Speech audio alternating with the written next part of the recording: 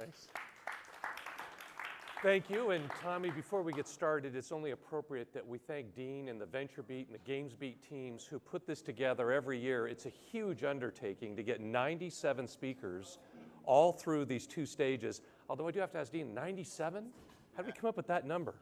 And why not 100? I don't know. But so congratulations to Dean. I think on a great conference. Awesome. So. Now, I'm the luckiest guy here because I get to be on stage with Tommy Tallarico, okay? And when I told my kids that, they were just blown away, like, okay, you're gonna be on stage. They're actually mortified that that would happen.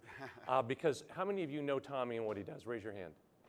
Great. For those of you that don't, you're really gonna enjoy this and learning more about Tommy as an ambassador, Tommy as an artist, and Tommy as an innovator. And so let's take a look at where this all began. Tommy, what are we looking at here? That's me when I was 11 years old playing my Intellivision baseball. You're out. That was the very first video game that ever spoke. That was it. You're out. Yeah, Intellivision. And what's the cat's name? Misty. Misty the okay, cat. Right, good. Yeah, and not with us anymore. But yeah, Intellivision was my system. I mean, back then, growing up in the late 70s, it was either Atari or Intellivision, and most of my friends, had Atari. They dominated the market back then, but my dad was really into sports and stuff, and kind of, Intellivision was known as the sports machine. Is Nolan in here? I don't want to insult any of the Bushnells. Okay, yeah, so we were an Intellivision family. Well, this is going to come full circle because we'll obviously come back to this in a different iteration. Yeah. And now you're obviously pretty skilled with hardware here. You moved on to another piece of hardware, guitar. Yeah. So before we show everybody a video that gives them a flavor about what Video Games Live is, what is Video Games Live? Yeah, I mean, Video Games Live is the greatest video game music of all time, played by a full orchestra and choir, but what makes it really special and unique is everything's completely synchronized to massive video screens, lasers, rock and roll lighting, special effects, interactive elements with the crowd. So I kind of like to describe it as having all the power and emotion of a symphony orchestra, but combined with the energy and excitement of a rock concert mixed together with all the cutting edge visuals and art and fun that video games provide. And the reason I created it is I wanted to prove to the world how culturally significant and artistic video games have become. So if you can imagine, I started 17 years ago. And if you can imagine back then, people were like, you're nuts. Like, people who go to a symphony don't play video games. And people who play video games, they certainly don't go to the symphony, so you're totally screwed and no one's going to show up to your dumb thing. But I did the first show, Go Big or Go Home. The first show we did was at the Hollywood Bowl with the Los Angeles Philharmonic Orchestra. And people are like, you're lucky if 500 people show up. Well, 11,000 people showed up, and all of a sudden I wasn't so crazy. We've been doing it now for 16 years. We hold a bunch of Guinness World Records, two of them that I'm most proud of. It's the longest running symphony touring show ever in the history of the world, over 500 performances. And we also own the Guinness World Record for the biggest symphony show ever seen live. We did 752,000 people watching us live in Beijing, China. We played the big bird's nest where the Olympics were, and they had screens and speakers set out because the stadium only held 130,000. Only 130,000. Yeah. And so there were 130,000 people listening. There, and then everybody was spilled out. I did a deal with the Chinese government, and it was a free show. So, almost 1/10 of the entire population of China showed up.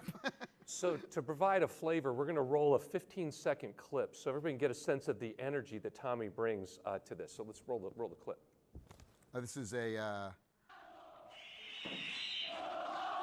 This was in Chile.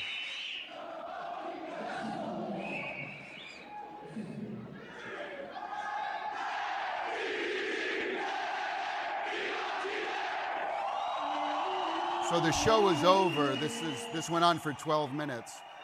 Translated, do we have any people who speak? They're saying, "Fuck no, we won't go." That's That was and we had done 3 encores and we had nothing left, but they did that for 12 minutes. It's crazy how passionate people, you know, down, especially in South America, but wherever we go around the world, we were just, we did a show in the Middle East, Doha, Qatar, and it's our 4th year in a row there. And again, it's just crazy. You know, you look out in the audience and it's a completely different makeup of anything we've seen, but they're cheering and screaming and clapping, all celebrating video game music. The music kind of is a commonality around the world that brings people together. It's pretty cool. And this is what's phenomenal. So Tommy and I have known each other over a decade, either the shows at E3 or wherever you do this around the world, and they're a constant validator of the industry as art. Yeah. And the appreciation you see from the fans. And you talk about building community, the theme of this show. Tommy was out there doing that globally around the world in person on stage and using the musical creations of the industry, just absolutely phenomenal. But now we pivot to the innovator and Intellivision. And we're back to Tommy with Misty in front of the TV. And now we're Tommy looking at Intellivision. What is Intellivision? Where are we headed with this new idea of yours? Yeah, so you know, I think the huge gaping hole that I saw in the industry is that, like when I was growing up, when a lot of us were growing up, there was no such thing as a gamer because everybody played video games, right? And we didn't have the internet, so everyone played video games together. And I bet if I ask every single person in this room, what are your most fondest memories playing video games? It's always when you were with other people in a room together. Maybe it was Mario Kart on the Super Nintendo or GoldenEye on the N64 or Bomberman or whatever. All these things, all of our greatest gaming moments were when we were in a room together, communicating, friendships. This is how we grew up in the 70s and 80s playing video games. Our parents played with us. It was simple. It was easy. And that's kind of not around anymore, you know? You know, the systems have become so complicated for the average person, the home consoles. So complicated. My dad can't even turn a PlayStation 4 on. Like they've literally hidden the on button on the play. I got news for you. I couldn't find the damn thing when I plugged it in the first. I still have problems. The disc came out. What? And so, you know, the menu screens, the options, you know, and one thing that Nintendo proved 13 years ago, the Wii came out. It doesn't seem like that long ago, but 13 years ago, the Wii came out, the 3rd biggest home selling console of all time, 102 million units sold. And that proved that people who don't normally play and buy video game systems will absolutely buy a video game system if it's seen as something that's easy and fun. And so, you know, like my mom has bought 2 video game systems her entire life. Christmas in 1980, she bought an Intellivision, and 13 years ago, she bought a Wii, so she could do another this. one in her future, maybe. She's going to get another one whether she likes it or not. Now, so, you know, and she did this, you know, and so I just want to play games with my parents. You know, I just want to play games with my dad again, and I can't. There's nothing out there that exists. So Intellivision is kind of picking up where the Wii left off 13 years ago, except what we're doing is we're going to focus on those casual gamers, focus on family, couch co-op, local multiplayer. That's going to be our focus. So the new machine, we have 4 pillars with our company: simple, affordable, family, and fun.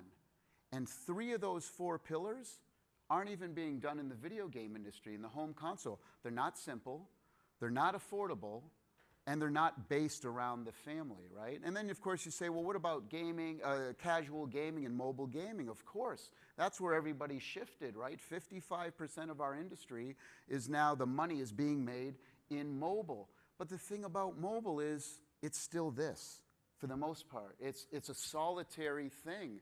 Multiplayer, when the internet came around, it changed gaming forever, because now multiplayer meant somebody in a dark room with headphones on, you know, playing a video game. That was multiplayer gaming. And then when you get to be our age and you play a video game now, 4, 5, 6 hours, you start to feel guilty. Like, my wife's downstairs, my kids, I got walk the dog, I should have called my mom. You know, because it's this solitary thing. But when you play a board game with family and friends, and that's what we're selling. We're basically saying, you know, look, we don't want to sell that thing in the room, dark room. We're selling family time together. Now, in our conversation about the Wii, you mentioned a fascinating statistic about game purchases. Yeah, you know, a lot of people don't know this, but a huge amount of people who purchased a Wii never bought a game for it. My mom was one of those people. She just wanted to do this, but you know, Nintendo is an amazing company. They're very focused on, they know what their audience wants, right? So when the Wii came out, you know, I mean, I worked on Metroid Prime. They went right back to their wheelhouse. Metroid Prime, Smash Brothers, you know, Pikmin, Mario, Zelda. That's what they know. That's what they're great at. But the reality was they were selling it to nursing homes. And you know, people were screaming at Nintendo of Japan going, make a shuffleboard game, for crying out loud. Like, do something to that audience. And that's not what Nintendo does. To their credit, they're a huge, amazing company because they know what they do great.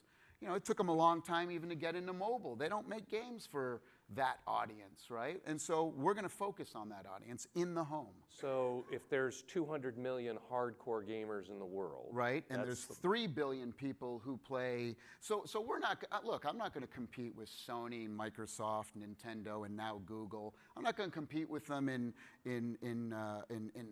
the processing power. I'm not going to compete with them in marketing spend. But we can compete with them in ideas. And being a small, kind of scrappy, scruffy company, you know, we have so many different ideas that we can implement that the bigger players kind of, you know, they're in their bubble and they're going and they're great at what they do. I love them all, right? But they do what they do. And the reality is that, you know, playing games together in a home around for everyone. You know, I want a 7-year-old girl to be able to play with a 30-year-old hardcore gamer and playing with their grandparents, and all of them are on the same level and having fun, and that's all of the games that we're designing are very much like that. So in the time we have left, let's touch a little bit on the size of the market and then focus on what's specifically about Intellivision is going to be easy, affordable, fun, family fun, and satisfies all of those criteria you've laid out.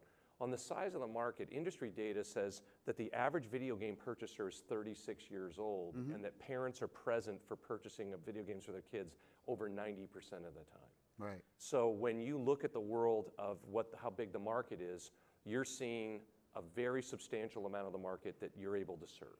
Yeah, I mean, we want, you know, our thing is parents, it's family, it's that thing that's missing. I mean, you look at a company like Disney, their biggest franchise over the last 30 years was Frozen, right? And there wasn't a console game for it, right? There's no Frozen game on the Xbox, PlayStation, or even the Nintendo. Why? Because 10-year-old girls aren't really playing the Xbox, you know? And they did a match 3 game on mobile, which was, you know, pretty popular. So that's our thing, you know. I mean, our system's going to be $179 retail. All the games are $9.99 or less. There's no in-app purchases. There's no, you know. So wait a minute, we have DLC. somebody actually talking about price. Yeah, DLC, whatever. It's, you know, it's. I'm an Italian from the East Coast. I wear my heart on my sleeve. I'll tell you, where's my marketing people? They're going to kill me if I. Okay, they're not here. So yeah, my shock collar just went off. They're watching the live stream. And so you're able to make money at those price points. Absolutely, because I'm not competing with those guys in power. You know, we're not creating Call of Duty. We're not creating Red Dead Redemption 2, right? I always kind of like compare it to, like, those guys are like the Formula One cars, right? They're the fastest cars in the world, the most technology. They get you from point A to point B faster than anyone else on the planet. They're amazing. The best drivers are there, but they're one-seaters, right? And what we're doing is that we're not trying to build the Prius to their Formula One car. What we're doing is we're building the bicycle, right? The bicycle gets you from point A to point B, but a whole bunch of people can come along and you can feel the sun on your face and you can smell the flowers and the roses and you can enjoy the nature. It's just a different way, completely different way to do it that no one's focused on right now. Now, the interface that you've put together, can you talk about that? Yeah, for sure. I'm not supposed to, but here we go. So the controller is very unique. You know, we have, there's a color touch screen on the controller. There's a dial, a simple tiltable disc like the original Intellivision that we hold the patent on. There's big buttons on the side. So what we've done is we've taken the best parts of mobile and the best parts of you know, home consoles and kind of put them together in a very, very simple way. We did a lot of market research. Analog sticks are kind of like, you know, for non-gamers are kind of a non-starter. Even the D-pad does not score well with non-gamers, right? So this kind of simple, you know, dial, tiltable dial is great. But we have a speaker, a microphone on the thing. We have a gyroscope, accelerometer. We have wireless charging. So you can take it and oh, by the way, it comes with 2 controllers. First time in 30 years. Remember when we used to get 2 controllers? Now you pay $400 for a machine, you get 1 controller. You want another controller? 80 bucks, right? And so that's the whole thing is, you know, and you can also, you have a free app, download a free app, and you can connect your mobile device up to it, up to 8 devices at once. So it comes with 2 controllers, and you connect up to 8 right out of the box. And yeah, I mean, there's so much more that I can't say, but it'll all be revealed soon at E3. We're going to have a big presence at E3. Well, tell us about that. Would you tease us a little bit about what we're going to hear? Yeah, I mean, you know, we're going to have many playable games at E3 on the hardware. And we're going to be on the floor at E3, but it's going to be closed doors, invite only kind of thing. So feel free to email me and I'll get folks in if you're interested in checking it out. But it's going to be, because I could talk till I'm blue in the face, but when you can put a controller in somebody's hand and 4 or 5 people are all having fun together at the same time. And again, having a screen on a controller and everybody in the room, like the Jackbox kind of situation. Well, this is Jackbox times 100. It's exactly, you know, what we're doing, but in a very simple, easy way that everybody can play. So simplicity and affordability, we've talked about those 2 prongs. You mentioned DLC, and the industry has a lot of challenges, as I'm sure everybody in this room knows, and I certainly know from prior experience, around loot boxes and monetization business models. Yeah. What's the business model for television? Not allowed. That stuff's not allowed. And what we're doing is we're curating every single thing on our system. So we're handpicking the developers from around the world. We pay for everything. And if we don't like it, if it doesn't pass our seal of approval, then we're not putting it out. We'll take the loss. We don't care. You know, there's this weird thing in the game industry now where quantity is more important than quality. I don't know when this happened, but you see it with mobile. You saw it with, you know, on PC. And now you're seeing it on the Nintendo Switch as well. You go on the Switch and there's games for 49 cents next to a game that's $60, right?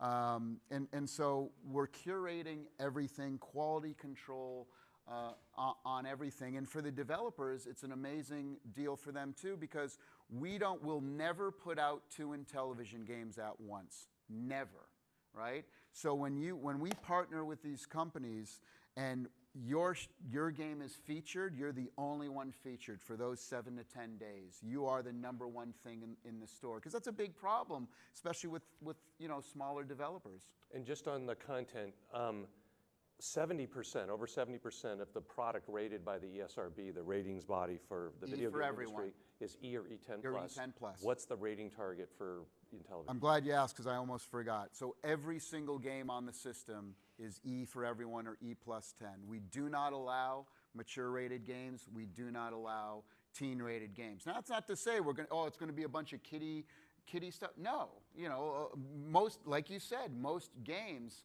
are that already. Sports games, formula, you know, and this and that. And so that's what we're building, a machine that parents want to buy, not that they're asked to buy. And we're using technology to bring families together. right? That's the thing, because a lot of times technology, get off your phone, you're texting your brother, he's sitting next to you on the couch, what's going, you know, technology in the home kind of has this negative thing to it. We're doing the opposite. We want to bring people together, you know, families together, play together for the, you know, a lot of times for the first time. Well, you've explained the market, you've explained the philosophy, you've done it with tremendous enthusiasm, and if Tommy the innovator is anywhere near successful as Tommy the ambassador and the artist, this is going to be a great hit. So I appreciate it. Thanks for spending the time here with us, and thank you for being with us. Thank you.